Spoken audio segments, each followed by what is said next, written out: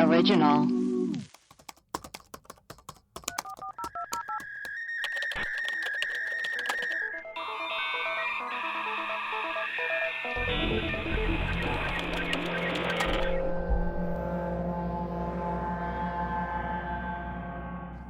Hello, and welcome to Webcrawlers, the podcast where we do a deep dive into some of our favorite mysteries. Each week, we will introduce our topic, lay out our research and findings, and reveal some of our favorite conspiracy theories, and conclude with our own hypothesis. I'm Allie Siegel, and today I'm so excited. We have one of my favorite people on earth and the host of one of my favorite podcasts, Lauren Deborah. Lauren, tell us about yourself and your podcast, because I know our listeners would love your podcast so much. Oh my gosh, you're so sweet. A bit about myself. I'm a huge Allie Siegel fan. This is a big deal for me. This is awesome. My podcast is called My Dad Stole My Limelight. The short version is that my dad came out before I could. So, you know, young Lauren blamed him for staying in the closet. It's a fun and funny podcast. My dad's been on it, but essentially I interview people about their coming out experiences. Didn't know it was going to be a funny podcast when I launched, but there you go. It's so cool. Also, a weird story. Lauren and I were like internet friends and we had never met. And then we were randomly at the same comedy show. Yeah. And I saw her and I was like, Lauren? And like a total creep. I was like, hi. Not a creep at all. I was like, what? Well, at first I was in LA, which I don't live there. So I was like, who knows me? It must be a different Lauren. So like my reaction was like, what? And we're masked up. So it took me a second, but yes, it was amazing. It was amazing. Best day of my life. I wasn't sure you were there either yet too. And I was like, it was just a weird fated experience. Totally. And you are like in the comedy scene as well. You've done a lot of comedy stuff. Yeah, a bit. Like a lot of my experience has been behind the scenes. So I've like managed clubs and produced and albums and festivals and that kind of fun stuff. But I have been on stage, and I took a break off stage for 2 years. No big deal. You know, lots of people did. No reason, just felt like it. Why? Just needed a break. Did anything happen? No, not at all. I was just really tired. But I recently just started getting back up on stage. So that has been terrifying and fun. Oh my God, that's crazy. And just so everyone knows, Lauren has an Australian accent, but she's currently in Canada. Yeah. So don't get confused. And Australians, don't be mad at my like botched accent. I've been here for a while. It's going to come and go. We once had a mailbag episode where someone just called in and did an Australian accent for like 5 minutes, and they weren't Australian, and it was just the most bizarre mailbag. I remember that because you weren't sure if, like, are they putting on an accent or is this... We were like, are they acting or is it, what are they doing? But Lauren's is real. It's real. So tell us about your episode today. I am so excited. And you've also included some pictures, so we'll put those up when your episode airs as well. She's the most thorough person that I know. Allie does know that about me. Over-organized? Correct. Yes, it's amazing. I wish I was Lauren.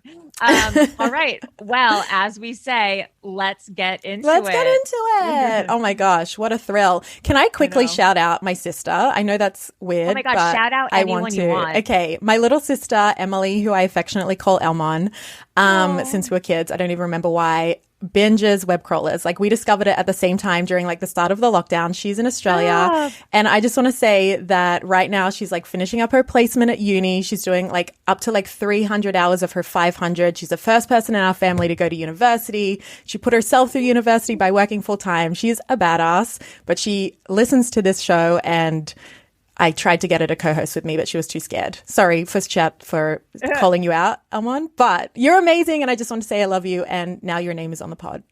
Emily, shout out to Emily, and congratulations on going to university. They say here in the States.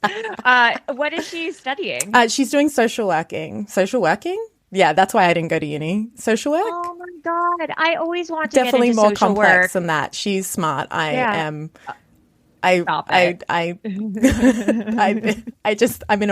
the comedian. Yeah, I'm the funny one. You're the funny one. Congratulations, Emily. And if you ever want to co-host again, Yeah. just let us know the friends and family benefits. Oh my gosh, so cute. Well, thank you for letting me shout her out.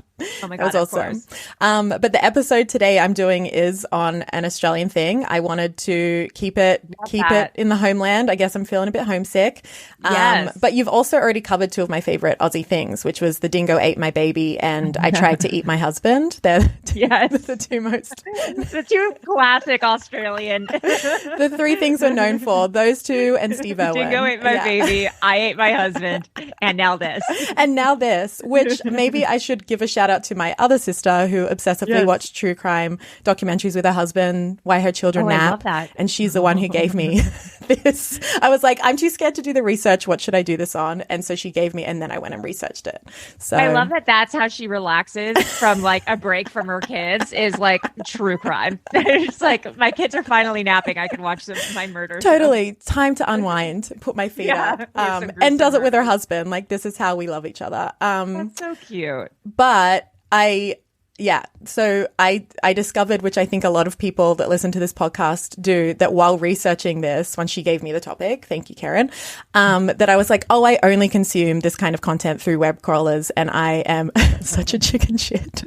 Oh my God. That's amazing. This podcast, I have to say, was almost called, it is about the Flora Valley Station mystery, which I'll give you info about in a second, but it was almost called The Flora Valley Station Mystery Gave Me Nightmares and I Don't Want to Talk About It. So that's even better. That's what we'll title the episode on Spotify or Apple when we put it up. Totally. Okay, so the Flora Valley Station Mystery is a story of how two Australian boys aged 16 and 17 vanished from an outback cattle station, and the discovery of their bodies and a death note months later made it even more of a mystery. Ooh. So this happened long before Ali and I were born. Decades before we were born in 1986. Oh yeah, that I don't even remember the 80s. Totally.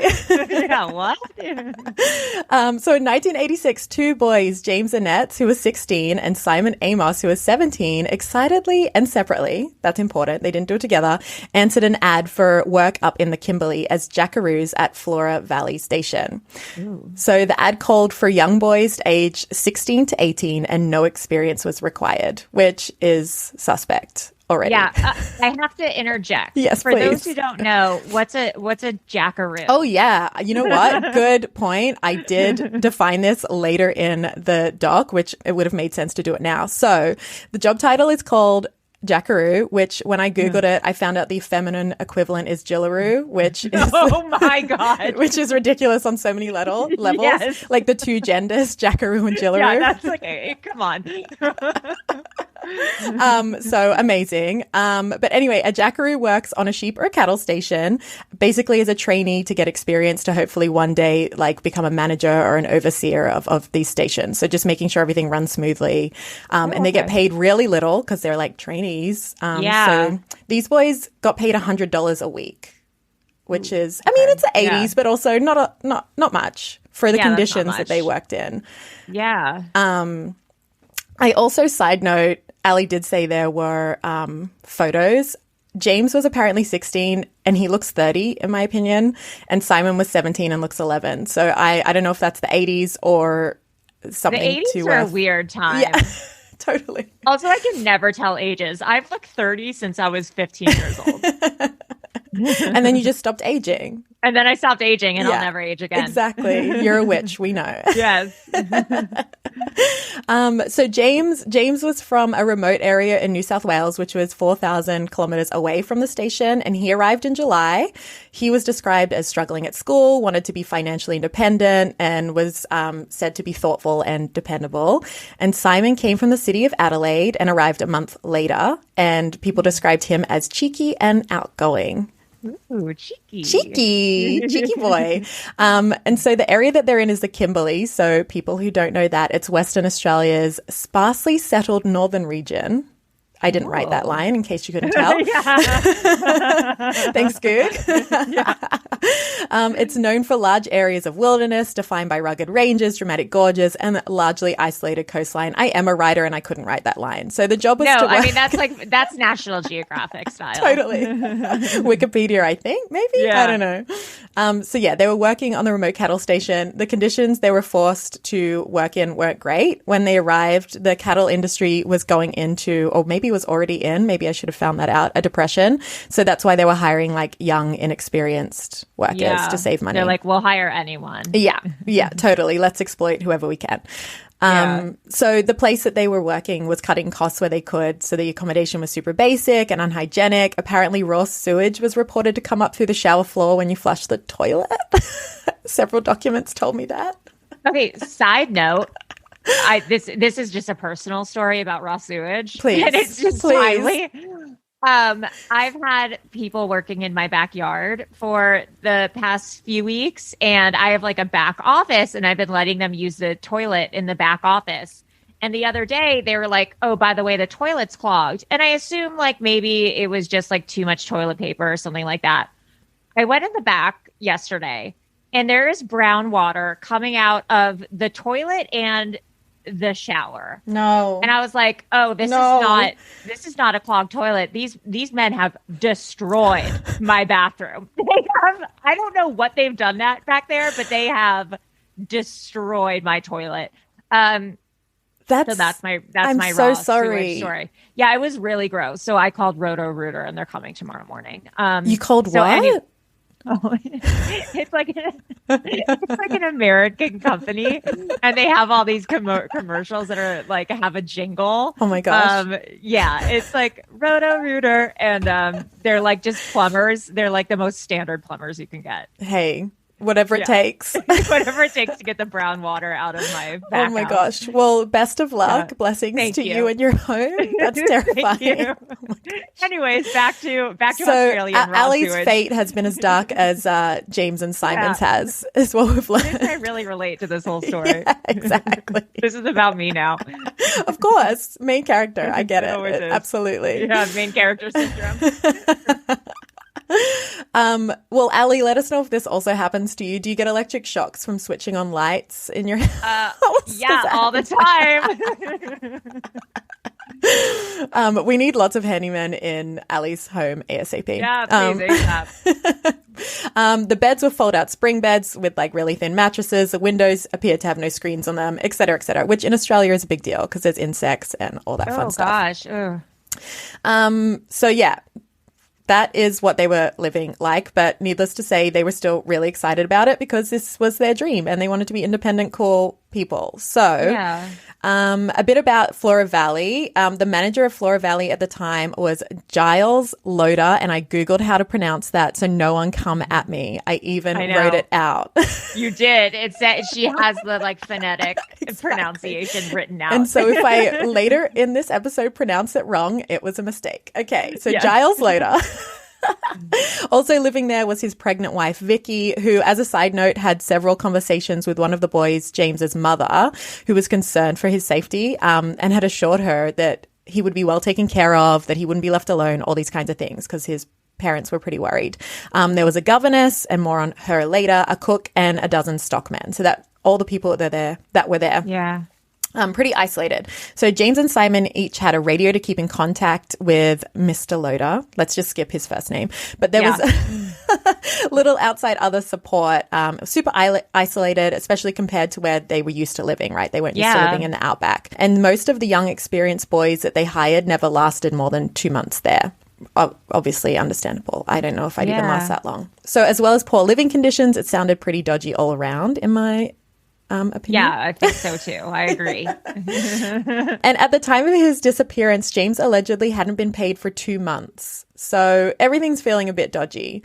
Oh, God. Yeah. The vehicles that they drove, the cost to repair them, they kept being threatened that would come out of their paycheck. A few weeks before he went missing, James had been hit in the head by a spanner thrown by Loader. I'm just going to go last name now. Yeah, who was said to be physically and verbally abusive to the younger jackaroos. So, bad dude. Yeah, this is not a fun work sitch. No, not at all. Not at all. So after 7 weeks at Flora Valley, which isn't a lot of learning time, the boys were thrown into the deep end and each sent to work as lone caretakers on 2 other remote properties. So there was about 180 kilometers, which in America, 112 miles apart. Thank you very much. So James went northeast to Nicholson Station and Simon south to Sturt Creek. And working alone, the boys' days consisted of 14-hour round road trips, and that was 7 days a week. Like, they didn't get a day off. They were checking on everything. The heat was extreme. They were doing things like bore runs, which I had to Google what that meant. Bore water is like the water that the cattle and stuff would drink. It's not safe for humans to drink, but they my God. Yeah, they were checking everything was running okay. So like checking the windmills, fueling the diesel pumps, which is something I never thought I'd say. I don't even know what does that mean? I don't know. Yeah. And making sure other equipment was functioning. Basically just making sure everything was working okay to keep the cattle alive so these people could keep making money. And then these long round trips every day meant driving on like ungraded tracks in vehicles with no air conditioning. And the weather was in the 40s in Celsius, which is like 104 and up in Fahrenheit, according to Google. Dangerous. Yeah, it's really fucking hot. Oh my gosh. Super hot. So look, these guys weren't having a good time. No. And then they were alone. They were like so far apart from anyone else. And they were in rough populated country. The closest town to Nicholson Station, for example, was 7 hours away and had a population of 1,200 people. Oh my God. So if you get hurt, like there is no hospital near you. Totally. And it's the 80s. So like what is available to you? Like you can't. Yeah. I mean, I doubt there'd be cell service there anyway if there was cell phones, but like. Yeah. There's like no way like to get help if something happens to you. Yeah, well, it's mentioned later, but the pregnant wife traveled to like an entirely different state to have her baby. So like it's so isolated. Oh my God. Yeah. Also, I found out that if you've seen Wolf Creek, which I haven't, I'm a chicken. I've not seen Wolf Creek. Have you, Allie? Well, is that about like Bigfoot? No, it's like an No, it's an outback. I would watch that. Psych. Yeah. It's about like an outback murderer that like stopped some backpackers and look, I haven't seen it and it's a true story, but they died. Oh shit. Like I know that much. Spoiler it didn't alert, end well they for died. them. No, but I will watch that. That's cool. But apparently this was like not far from there. Like by not far in here, it was still like a good drive, but like not far from where all that happened. Yeah. Oh God. Not a good location. Not a absolutely not. Absolutely not. Can't get Uber Eats out there, that's for sure. No. Oh God, nightmare. Yeah, totally. So Wednesdays were the only day that the boys saw other people. They would go into Flora Valley, like the main station, and pick up their mail and supplies, and they could socialize briefly with other staff at the main station, get their vehicles serviced. And at their personal stations, there was no television or company. Like there was nothing. It was just them. They were completely alone. They were completely far apart from each other, so it's not like they were close to each other. The distances between them don't seem far, but because the roads were super rough and rocky and dusty and like in bad weather or bad, it could take like hours and hours of what would normally be like a 30-minute drive for you or I. Or maybe not in LA, maybe for a 30-minute drive for me.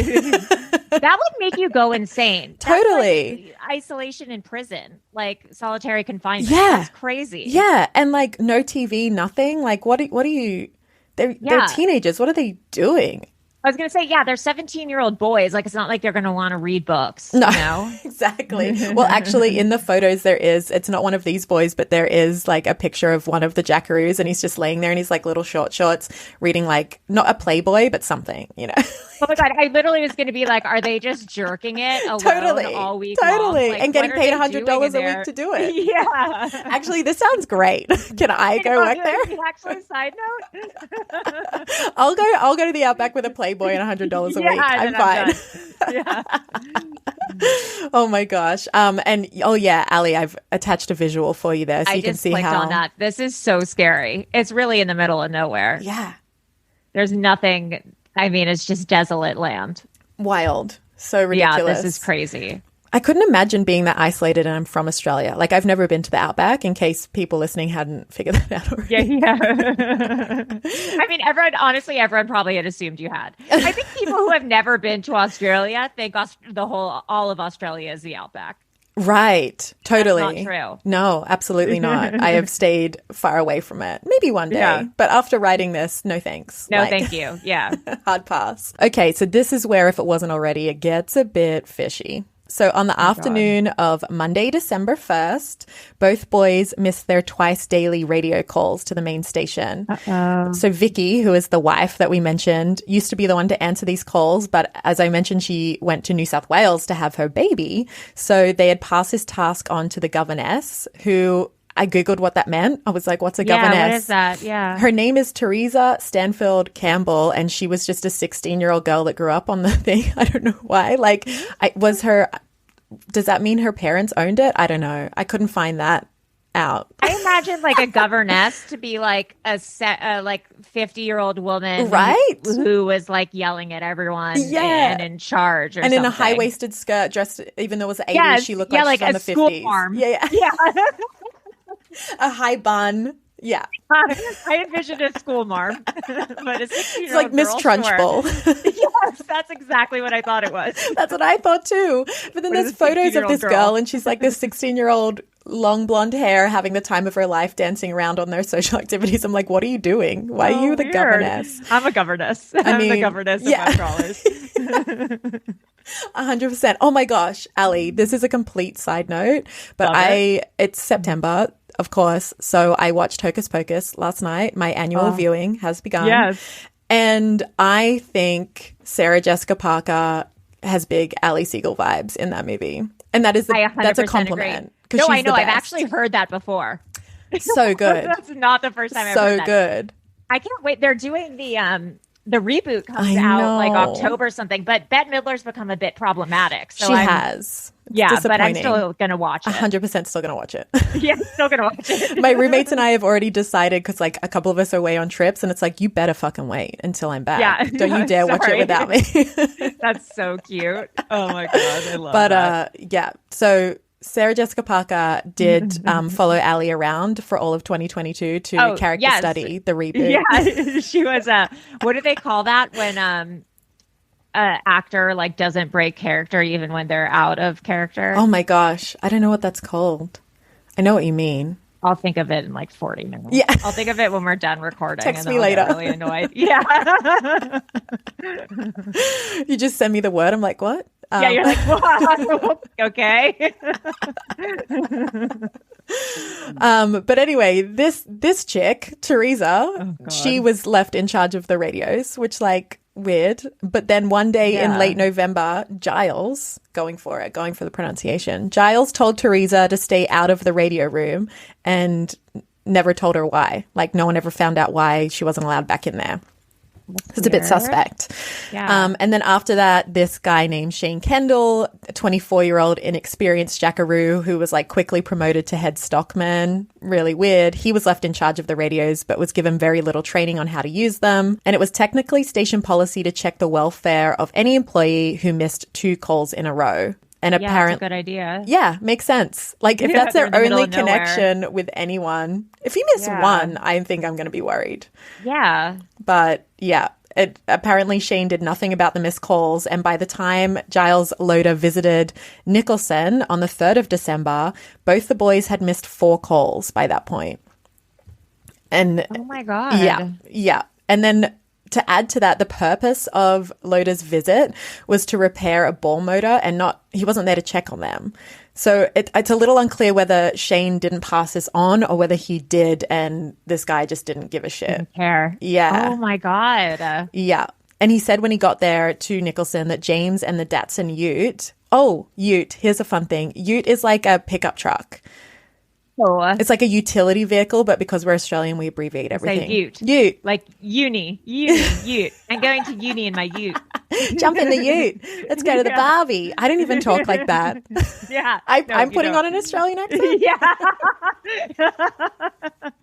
What is happening? Put another shrimp on the bobby. I'm like, Lauren, you are Australian. What are you doing? Oh my gosh. The Australian bimbos are going to come for me after this episode. I know. Oh, you better watch I'm so sorry. I'm a nice person. But anyway, the Datsun ute he used were both missing. So James and his vehicle were gone. Loader couldn't repair the motor. This was still being his priority, obviously. Yeah. So he went to pick up a spare part at the other location where Simon's meant to be, at Sturt Creek, and Simon was missing too. So both boys are missing, and he still just kept going with repairing the motor. That was his top priority. Like, yep, got to fix this motor. Like, no alert, nothing. So he suspected the boys were missing after a while, I guess. And a weird thing is that he opened Simon's mail that was left at his residence that was sitting there waiting to be mailed home. Like, it was mail that he'd written ready to send to his family, and he opened it to see if there was anything, I guess is probably what he was doing. But the weird thing is that later, when this was found out to be, I guess, information he passed on, one of the unposted letters was post dated on Thursday the 4th of December. So that's 72 hours after their last radio contact. Oh, that's weird. Yeah. So how did it get there? Yeah, that's bizarre. It's really weird. I don't know. I have some thoughts, but I think I'll keep talking before I reveal those thoughts. Yeah. So then Loader returned to the main station. He got there by 10 a.m. Thursday the 4th and then reported Simon missing, but not James. Just one of them. And then he called again at 12 noon and said he'd flown over the area and had a search party looking for Simon. However, none of the workers recall this search party ever happening. And there was still no mention of James or his missing vehicle. I don't think he did the search party. Yeah, this guy's dodgy. I don't buy it. Yeah. This guy's a piece of shit. So then the police finally arrived around 6 p.m. and searched the building, the abandoned vehicles and premises, and it was dark by then. So they're doing all of this in the dark. They went through Simon's belongings, they camped overnight, and Simon never returned. And then it wasn't until the next morning that the alarm was raised by Loader that, in fact, 2 young, inexperienced jackaroos, both minors, were missing in the desert. And it's now 96 hours since the boys had been heard from. Oh, Jesus. Yeah. And keep in mind, it's like 104 degrees. Totally. Right? Oh, my God. Yeah. Terrifying. So then an actual aerial search began, because I don't think the first one ever happened. Yeah. And it only lasted 3 days. They claim it was virtually impossible to do this search because nobody knew where the boys had headed. And the search area was more than 100,000 square kilometers in size. I didn't do the math. What's that in miles? It's big. Let's give it a goog. 2 miles. Just throwing to my fact checker, Allie. Wow, that's a lot. It's 38,610 miles. It's a lot. I'm like pretending I know what miles are. I don't even really know. I was going to say I don't really know how many miles that is, but it's a lot. It's a big area. Yeah, it's a really big area. So the ute that was presumably the truck that was presumably taken was known to be unroadworthy, needed to be primed every 40 kilometers or so. So it was assumed that the ute had broken down, and that after 72 hours without water in 40-degree heat, the boys had died. Everyone just kind of gave up. Yeah. But Loader suggested to the police, who of course believed him, that the boys had gone on hunting and got bogged, but then they discovered James's shotgun still at Sturt Creek, which he would have taken hunting with him. So that quickly fizzled. That doesn't make sense. And then he came with another story. He went to the media and claimed that the boys stole the ute and were making their way home for Christmas and probably got bogged along the way. Same thing. So he was implying that if they died, it was their own fault. What does bogged mean? Oh, is that slang? Uh-oh. Yeah. Okay. It's like when you get stuck, usually, okay, I don't know if this part's true, but when we used to get bogged when I grew up on the farm, it was like when the stuff was like muddy, the ground, the stuff. Oh, got it. Like so you're it stuck. Gets stuck. You're stuck. Okay. Yeah. Yeah. Is that Aussie slang? Yeah, I've never heard of bogged before. I don't think I've said that word in many years either. I understood, I think, like, from your context clues. In America, it's like when you're bogged down. Well, I guess no, they say. Oh yeah, you're like stuck. No, it says it says that it is what it is. It is what it is. It is what you say it is. I just never heard that word before. Sorry, that's just me being to be fair, it does. No, not at all. It does sound like a word Australians would use, like bogged. Yeah. It doesn't sound like a nice word. When I heard bogged, it's like I'm bogged down with work, or like I'm bogged down with things to do. Like I'm like weighed down. But I guess no, that's not. That's our slang. No, you're right. I forgot about the bogged down with work. Yeah. All right. Sorry, guys. Continue. But now everyone's in the loop. Yeah, now everyone knows the many definitions of the word bogged.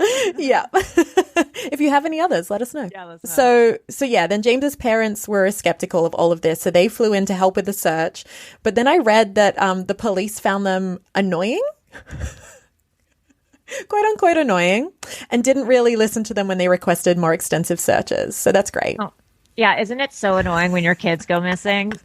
Gosh, it's the worst. They're so annoying. It's so annoying when parents want to find their kids. God, just let it go, you know? Yeah, let it go. God, move on. Yeah, live your life. What are you doing? So annoying. So what is likely, what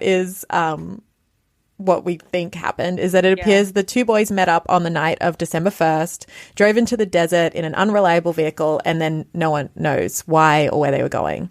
Oh, Jesus. Yeah. So there's more, but wait. Oh, God. There's more. Oh, God. I feel like I'm just like spitting facts now, and I'm not being fun.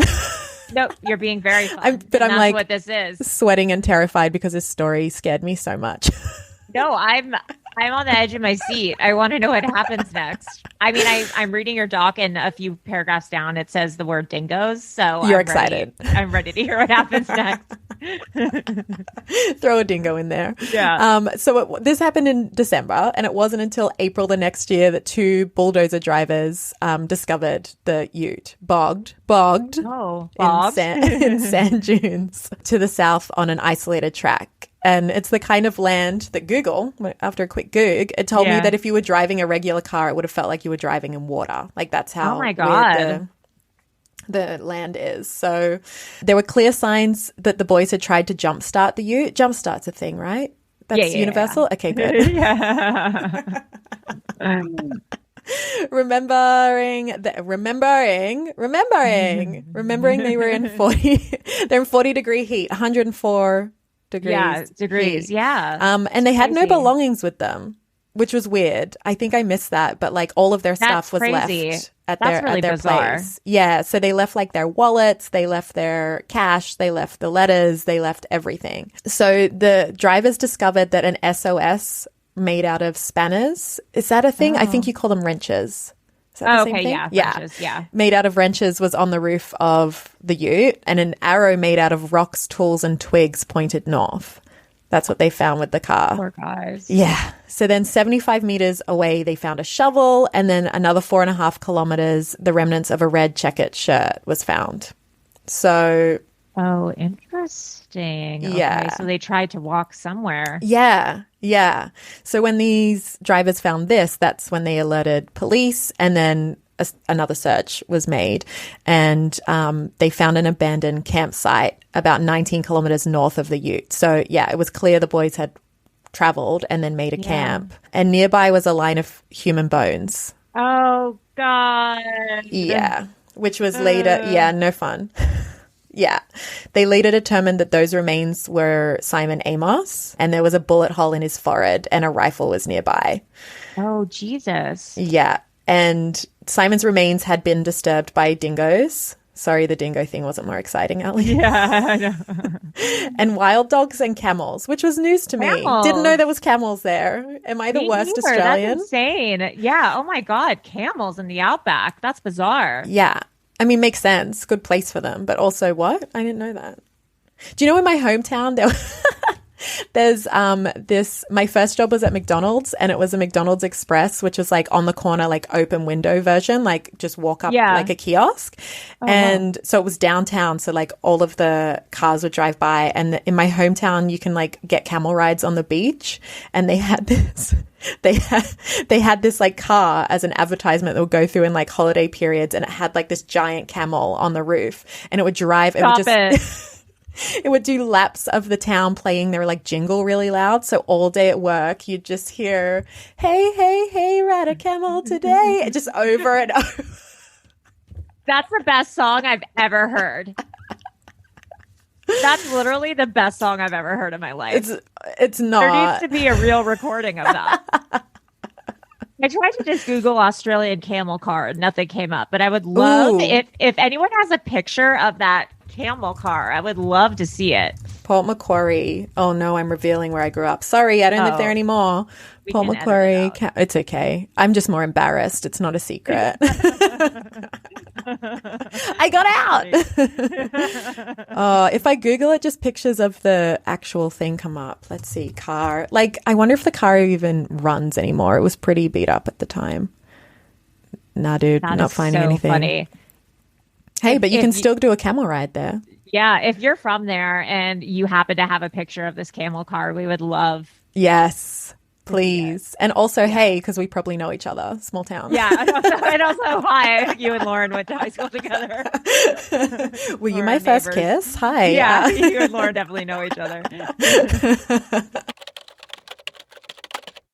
Let's take a quick break for announcements. Web Crawlers has a Patreon to get access to bonus episodes, shout outs, merch discounts, and more. Please go to patreon.com/webcrawlers. You can donate as little as $2 a month to become a patron. Also, please rate and review us on Apple Podcasts. If you give us a 5-star review, we will shout you out. If you give us a 1-star review, we will also probably read it, but don't do that. And also shout out to the person who is absolutely making multiple accounts and giving the same 1-star review. We know you're the same person because your last 1-star review said, no, I'm multiple people. And you're our number one fan. And also, Urios has a hotline, 626-604-6262. 626-604-6262. Keep calling in and mailbag episodes will continue soon. Now back to our program. So I have a question. Yeah. Do you think that maybe you're addressing this, but this bullet hole, do you think it was like a courtesy shot that they were dehydrated and dying and yeah, and it was please kill me, or was this a murder? There's a few things that come up that, because I thought that at first too, but then there was some other suspicious stuff that I found out. But at first I thought, maybe a courtesy, or maybe I'm dehydrated, delirious, and I don't want to do this anymore, suicide thing. Yeah, that's what I think at this point. But I think we'll see where the story goes. So that was Simon. And then another kilometer away, which is less than a mile, not far, from Simon's body, they found James. But unlike Simon, his remains still had some flesh, hair, and clothing. So it indicated he hadn't been dead for as long. And he left behind a water bottle with a message scratched on the lid. And it said, James, my fault. I always love you, Mum and Dad, Jason, Michelle, Joanne. And then on the side, it said, I found peace, which is going to make me cry just reading that. Yeah. Oh my God. These boys, Yeah. It's so sad. Yeah. But it just adds to the mystery too. I'm I don't understand. Yeah. What happened? Yeah. So the coroner determined that Simon died of the bullet wound, and James's official cause of death was given as dehydration. Oh, Jesus Christ. And I bet that is not a good way to die. Totally. Horrible. But I don't feel satisfied with that, because there's some other things that came up, like the shifty, dodgy manager. Yeah. Yeah. And there's a few other things that are just weird things that came up, so that are worth noting. The station cook that I mentioned, Graham, whose last name I'm not going to try and pronounce, slept. He said he slept with a knife under his pillow after hearing the rumor that Giles Loader put a previous cook in hospital. So this guy's a bad dude. Yeah, I don't trust this guy at all. No. Oh, God. All of the station personnel seemed to have memory lapses about the two boys. Nobody could remember the last meetings or conversations with James or Simon, or whether anybody had been told they'd missed their routine call-ins. Everyone forgot everything, which is weird. So they were threatened to. Yeah, totally. Yeah, don't say anything. Yeah, don't say. Yeah, that was really threatening, Lauren. Don't say anything. Yeah, don't. Yeah. Hey, don't say I'm anything. a scary girl. Yeah. I can stick up for myself. Yeah, you pretending to be threatening is so cute. Hey, don't. Don't. If like, it'd be really nice if you didn't say anything. I mean, if you're going to, I guess I can't stop you, but like, okay. if you don't mind, be really helpful for me. Yeah. Oh my God. Okay, some other weird things were that James was apparently an experienced Boy Scout who knew how to survive if he was stranded. He had all the skills. So yeah, that's sus. That's sus. Again, he left all his stuff behind. So That's anyway, also weird. Yeah. you would think if he was experienced, he would know what to take with him. People have questioned why there was no evidence of a fire to signal for help at the campsite because there were unused matches left in the car. So they had these to like that's insane. start That's a fire. really weird. Yeah. Yeah. Both boys. Yeah. So the both boys left their wallets. I'm from New Zealand now, and don't come at me for that terrible accent. Their wallets, cash, and letters from family and friends at their respective homesteads. And Simon had left behind his most treasured possession, a Valiant Charger. I googled that. It's a car. Oh, I was like, that he was restoring. So if they're abandoning their jobs and going home, which is what the manager had claimed, you'd think they would have taken their things. I mean, it's insane, like, to leave your wallet and money behind if you're going somewhere. Like, that makes 0 sense. Totally. And also, a Valiant Charger is a hot car, just so you know. I think I know what it is. I looked it up. It's like an old car. It's the kind of thing that, like, I don't know, maybe I should have looked up what year it was from, because now I might sound stupid, but like if I was in that 70s show and like Donna's girlfriend, I'd want to drive this car. I would want that car. Yeah. Like you wouldn't just leave that behind if you're No, going somewhere. of course. Yeah. And you would take that car. You would take that and car and not the the ute that breaks down. Yeah. Yeah, totally. And then again, the difference in the decomposition of the boys' bodies shows that Simon died much earlier than James. And they think that perhaps a month or even more between their deaths. Oh, whoa. Yeah. Yeah. They were like, the bodies were still really close together. So it's really like in terms of distance. Weird. Yeah. Super weird. Human blood. Okay. This one's fucked up. Human blood found on James's hat was tested and found that it wasn't from him or Simon. So it's like a mystery person's blood. And Loda, the manager, was said to be like abusive, apparently had a bandaged leg after the boys went missing. Did they test? Did they I DNA? couldn't find that. I don't like nothing. That's I looked at crazy. said that they did that. I don't know whether my like God. When was DNA testing? When did that come in again? I don't know. I feel like I've Googled this so many times and I never remember. DNA testing origin. Oh, a year later. Oh, fuck. Yeah. Well, there you go. Okay. Wow. All right. Well, that answers that. But still, do you think, I wonder where the hat is now, or like when that came to be, like when DNA became a thing. It's my Nathan's hot dogs hat. That's a great hat. I almost, you. oh shit, I was going to wear my women hat. That's all right. Oh, having a good head. I'm glad I did it. Yeah, no, I'm glad you didn't either. Okay, and then another thing is that residents in a nearby Aboriginal community claim that when the boys drove through, they saw the ute, and then they saw another vehicle following the ute into the desert, and then that vehicle returned the next night alone. Okay, so Yeah. obviously Giles killed them. Totally. And then the water bottle that I mentioned with the note scratched into it from James went missing. So when the police sent James's family a photo of the lid, no message was visible. That's weird. That's weird. Yeah. And then lastly, when the boys' bodies were finally found months later and then they held a memorial service, the Loaders, like that family didn't attend or offer condolences or anything. So, I mean, that's insane. Even if they're not guilty, they're pieces of shit. So, yeah, no, like that's fucking crazy. Yeah. Okay. Sorry. I'm getting really angry. I know. Can you tell?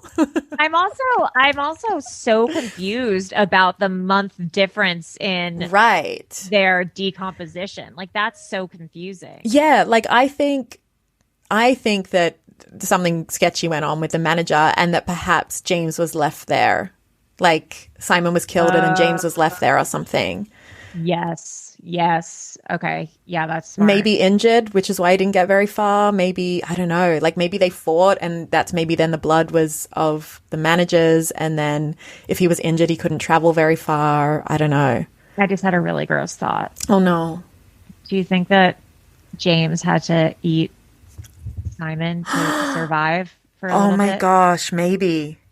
Oh fuck. 'Cause Maybe. he was just all bones and stuff. Oh my gosh, maybe it wasn't dingoes. Or maybe, oh fuck. I don't know. Just putting that out there. I mean, maybe. I mean, like, what would you do? Yeah, like to if survive, that's, you know, and if this person's already passed. yeah. Oh God, this is bad. Okay, continue. Sorry, I just had that thought. That's okay. These are the thoughts you have when you do stuff like this every week, Allie. Yeah, you're it's true. trained to think about all Yeah, the options. trained. Your brain is ready to think about all the It just possibilities. goes there. Yeah. So ultimately, the deaths were deemed accidental. Like everyone just assumed no one was charged, nothing. So James's parents later sued Australian stations over the psychiatric injuries they suffered. So during the months they were waiting to find out what happened, James's mum's mental health broke down, and then his dad had to stop working to take care of her. So they sued for that. Oh God, yeah. Yeah, and the couple claimed that their son died due to negligence of the company, which, even if this guy didn't kill them, sucks at his job. There's horrible conditions. Yeah, and like no training, sending them to live isolated as teenage boys with no training, like it's just anything could happen. So the family said that they'd never been satisfied with any explanation of why the boys had driven into the desert, and Mrs. Annette, who's James's mum, believed that they had been met with foul play. And the Western Australian Supreme Court rejected the couple's claim in the year 2000, finding that they were too far removed from the events surrounding their son's death to be compensated. Just so, what the fuck? That's crazy. Who is, like, how can you be far removed as a parent? Yeah, what? That's insane. I got that from several articles. I was like, did I read this right? That can't be right. That's crazy. Yeah. It's ridiculous. But then later, the High Court found Australian stations did owe a duty of care to James's parents, which allowed them to plan an appeal before the Western Australian Court of Criminal Appeal. Good. So Mrs. Annette said that her main objective was to learn what happened to her son, not to receive compensation. And in March 2003, James's parents received an out-of-court compensation payout for damages due to the emotional shock caused by their son's mysterious death. Yeah. So, I mean, not justice, but something. No, at least they got something, but it's like there's still no answers. Yeah. Yeah. And then I have a quote from James's mum who said, "He was a wonderful boy. He was an excellent sportsman and received a letter from the then sports minister, John Brown, congratulating him. He was in the Boy Scouts. He loved the outdoors. James meant far too much to us. We have fought for 16 years. And if we have to fight for another 16 years, we will." So these boys were very loved. Very, yeah. That's so sad. Yeah. Gosh, I wonder what happened. Oh my God. I'm so sorry. That's like the worst timing, but also maybe the best, because I was starting to get sad that I just fucking knocked my microphone off. I don't know what happened. The drawer of my desk opened and swatted her mic over. The drawer of my I think there's a ghost because the drawer of my desk just opened on its own, and then I don't know what happened. I said, I wonder what happened, and then Lauren's desk drawer opened on its own and her mic fell.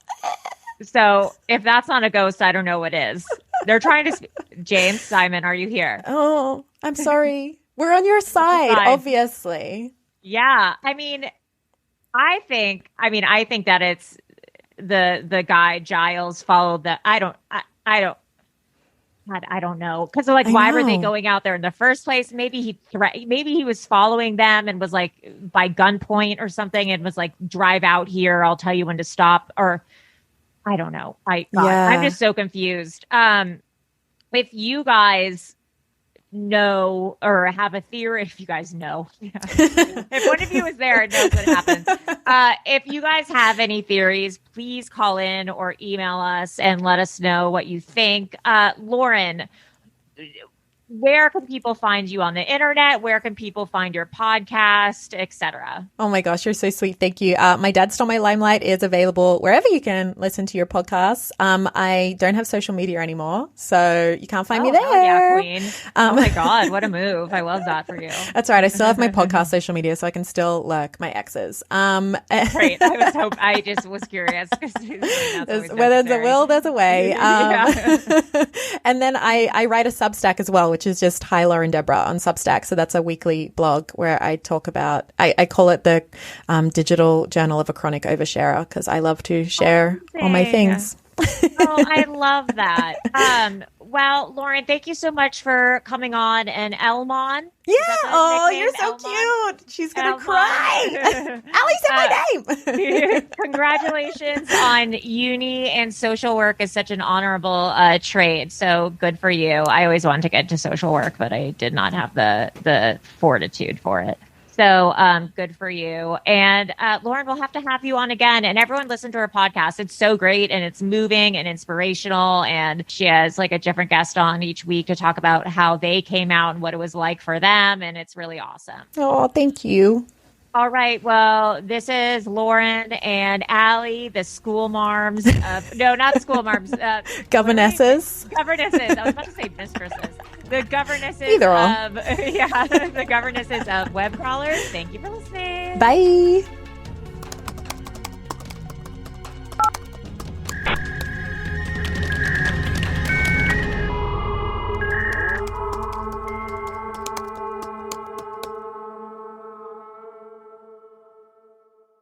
An Erios original.